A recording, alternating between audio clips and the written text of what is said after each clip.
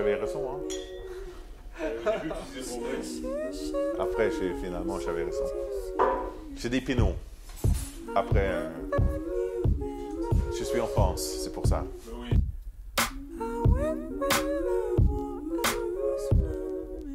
Il y a beaucoup de gens qui préfèrent, oh, je déteste les vins de Bordeaux, j'adore les vins frais de... Moi, j'étais plutôt comme ça quand j'étais jeune. Mais maintenant, c'est vrai que ce que j'adore dans le vin, c'est la diversité, hein. Il y a parfois, je peux boire un vin concentré avec 16 degrés d'alcool, si c'est bien fait. Parfois, je m'amuse avec une carafe de voilà, Sauvignon de Touraine à 11 et demi. Et parfois, j'adore des trucs un peu plus funky, des choses naturelles. Parfois, j'aime bien le classicisme d'un grand château, un grand Pauillac.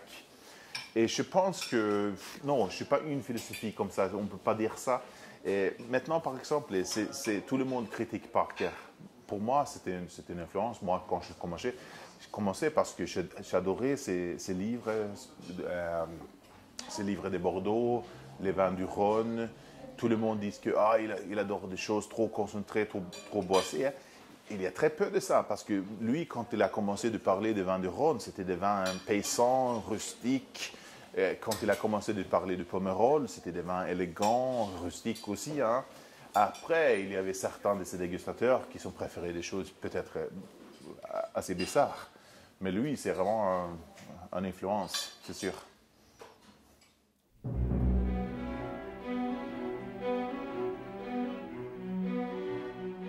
C'est la folie, hein. Interdire les choses, c'est pas la solution, hein. C'est parce que moi, je viens quand même d'une région où on avait beaucoup d'interdictions avec l'alcool. Mais maintenant, finalement, c'est assez libre. Chez nous, on a toujours un monopole pour les particuliers. C'est le monopole d'État. Mais pour les restaurateurs, c'est libre. Moi, j'appelle un importateur, j'achète directement pour mon restaurant. Je parle du vin sur la télé, dans les journaux. Il y a des pubs pour le vin aussi, hein. Mais en France, pour moi, qui était toujours la civilisation de la gastronomie et du vin, c'est bizarre. C'est bizarre. Non mais...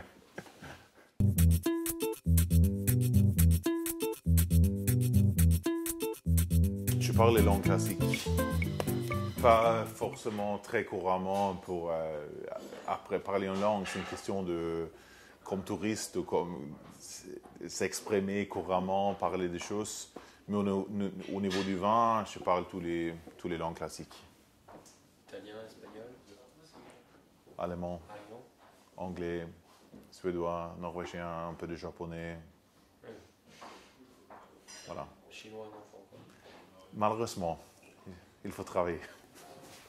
Non, mais quand on est là, tu parles de la cerise, Yantao, et tu parles de la poire, lise. Déjà, ça fait du plaisir. Ouais. Mais c'est vrai que le japonais, par exemple, c'est pas très difficile, hein. Mais le chinois, c'est très difficile. Et il faut chanter, hein. Ouais. C'est vraiment... Non, mais c'est comme ça.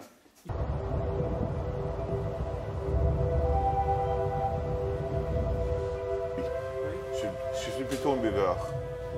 Parce que finalement, non, mais notre métier, c'est sympa, la dégustation, c'est sympa, c'est une chose d'éducation. Mais ma passion, c'est vraiment boire du vin et manger. C'est le repas. C'est vraiment dynamique aujourd'hui, hein. Et surtout parce que moi, je suis toujours voyagé beaucoup en France, en Italie, en Espagne, des pays classiques, surtout la France au niveau de la gastronomie, hein. Je pense qu'on voit moins de progrès ici parce que c'était toujours bien évolué, hein. Mais chez nous, par exemple, en Scandinavie, maintenant, en Suède, on a vu depuis 20 ans, on a vu des choses incroyables, extraordinaires. Et on revient parce que dans la simplicité, parce qu'avant, il y a 20 ans, tous les grands restaurants étaient français ou italiens. Mais chez nous, maintenant, tout le monde, il travaille avec les produits locaux, avec des... Voilà, on a vraiment revisité la gastronomie classique chez nous, hein. Et c'est très dynamique. Et même si la gastronomie, c'est classique, c'est produits locaux, on travaille avec les vins du monde, les grands vins du monde. Et c'est une force.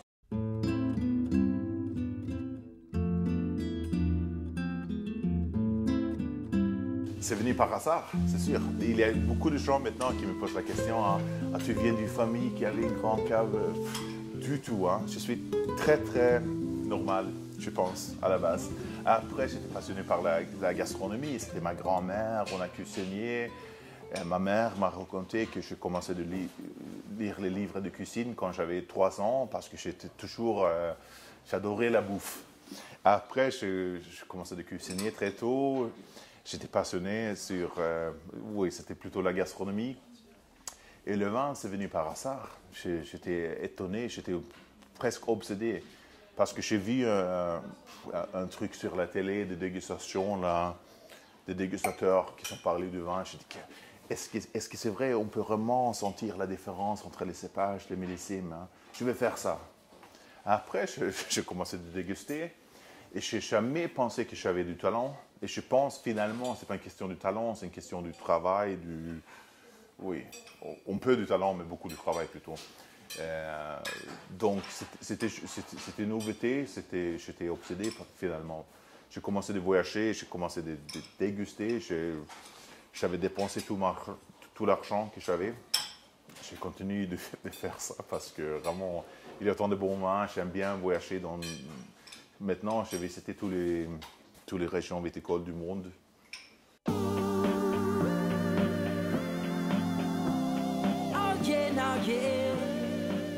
Je pense qu'il y a beaucoup, surtout de jeunes, ils prennent un style. J'aime que des vins nature, je déteste les Bordeaux, je déteste le champagne. Et on ne peut pas dire ça. Je suis tout à fait d'accord, il faut travailler en bio pour la nature, il ne faut pas utiliser des chimiques. Après, le vin doit être bon, hein, parce qu'il y a beaucoup de... C'est très marketing, parce que quelqu'un qui parle de « Oh, je ne fais rien, c'est le vin que je laisse le terroir s'exprimer. Hein. » C'est pas ça. C'est un vin rouge qui goûte du cidre. Je n'aime pas, même s'il parle de la naturalité, des choses naturelles. Après, c'est bien aussi, hein, parce qu'il y a une génération qui sont préférées des choses boissées, alcooleuses, etc.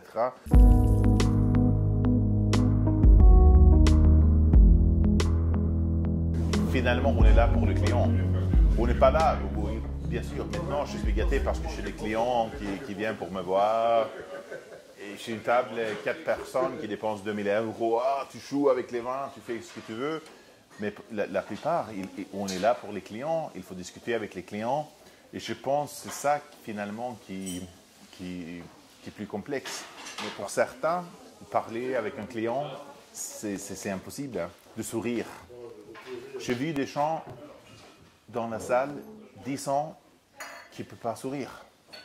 C'est compliqué. Je crois que la communication, la facilité de communiquer avec les clients, d'expliquer un vin, d'expliquer voilà, la grandeur d'un vin dans 2 minutes. Si on a une table parfois on a des amoureux de vin, on peut rester toute la soirée. Là. Je crois qu'il y a beaucoup de jeunes, ils font trop d'efforts. Ils ont envie d'expliquer, monsieur, ce vin s'est élevé en chêne français, américain, 12 mois. C'est pas intéressant pour les clients finalement. Il faut vraiment analyser les clients. Et je pense finalement, voilà, la force d'un bon sommelier, c'est la communication. Je dis déjà, c'est l'école de la vie, parce que moi, j'ai appris beaucoup de choses. Aujourd'hui, je parlais des moines cisterciens parce que je connais le vin. Je parlais de l'architecture parce que j'ai vu des bodegas ou des châteaux. Je parlais de l'histoire. Je parlais de guerre en Europe. Je parlais des protestants et catholiques. J'ai appris tout, hein. C'est par le vin. C'est génial.